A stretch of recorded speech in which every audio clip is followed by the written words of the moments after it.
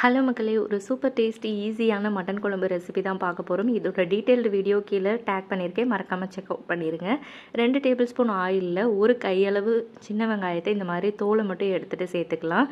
வெங்காயம் நல்லா வதங்கினதுக்கு அப்புறமா 10லேருந்து 15 பல் பூண்டு, 1 டீஸ்பூன் அளவுக்கு இஞ்சி இந்த மாதிரி தட்டி சேர்த்துட்டு அதோட பச்சை வாசம் போனதுக்கு அப்புறமா க்ளீன் பண்ணியிருக்க மட்டனை சேர்த்துட்டு 3/4 டீஸ்பூன் அளவுக்கு மஞ்சள் தூள் சேர்த்து நல்லா மிக்ஸ் பண்ணி விட்டுக்கோங்க. இப்போ மட்டன்லேருந்து தண்ணி எல்லாம் பிரிஞ்சு வரணும். மீடியம் ஃப்ளேம்லேயே குக் பண்ணி எடுத்துக்கோங்க. 5 நிமிஷம் கழித்து பார்த்தீங்கன்னா நல்லா தண்ணி எல்லாம் பிரிஞ்சு வந்திருக்கும்.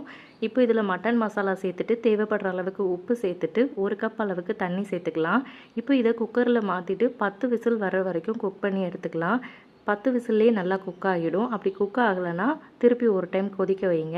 இந்த மாதிரி ஒரு பாத்திரத்தில் மாற்றிட்டு 1 கப் அளவுக்கு தேங்காய் பால் சேர்த்துட்டு தேவைப்பட்டால் தண்ணியும் சேர்த்துட்டு ஒரு கொதி வந்ததுக்கப்புறமா நல்லா தாளித்து இறக்குனீங்கன்னா மட்டன் குழம்பு ரெடி. தேங்க்ஸ் ஃபார் வாட்சிங்.